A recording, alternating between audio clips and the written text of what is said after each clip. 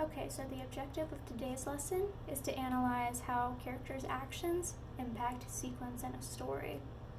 So what do I mean by that?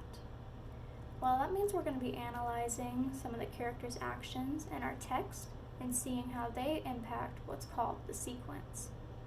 What is a story's sequence? Well, sequence is defined as the order in which an event or events in a text happen, meaning it's how the events of a text are told and which order they're told in. And a character's actions strongly impact sequence by changing or altering the sequence in some way. Let's think of an example for that. So one example would be a character moving to a new location. So maybe they move from one house to another or one city to another.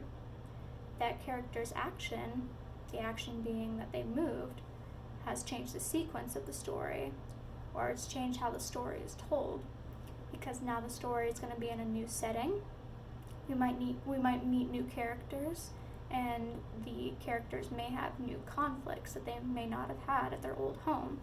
So that's an example of how a character's actions can impact sequence.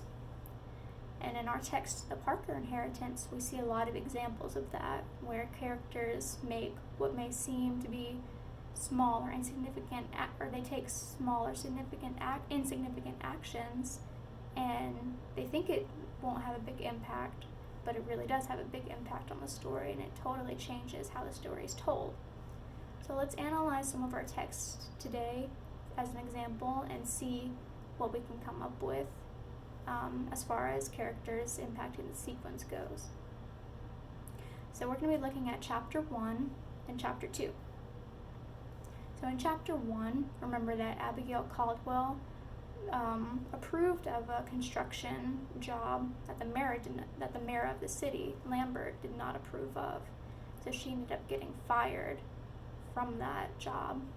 Well, in chapter 2, we see some of the impacts that action has, and we're going to be reading a passage from chapter 2 here, where Candace and her mom are talking about Abigail Caldwell. They're talking about her actions. Let's see.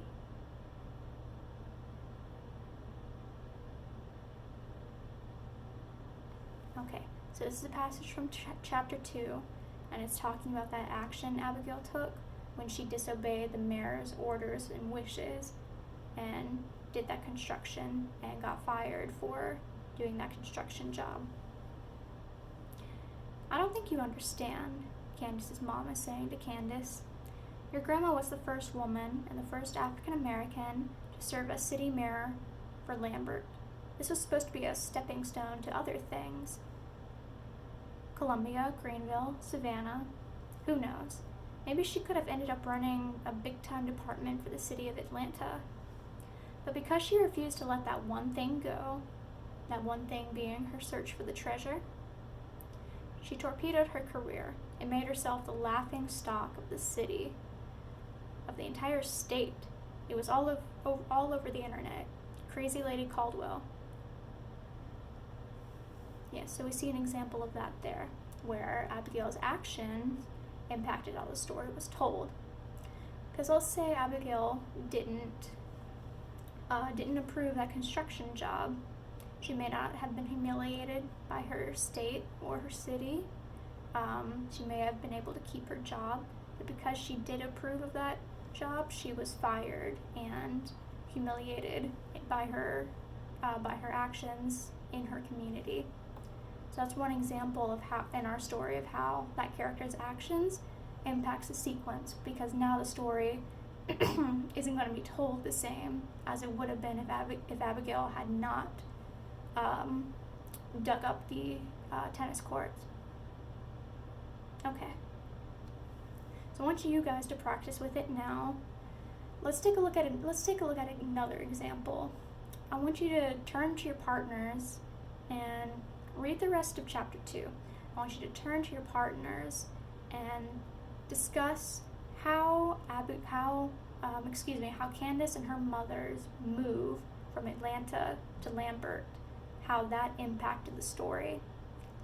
Do you think the story would have been told the same way, or is it told different now that Candace and her mother moved to Lambert? And what does that mean for Candace and her mother to live there instead of Atlanta? Okay, so turn and talk to your neighbor, and then we can get together and discuss what you came up with.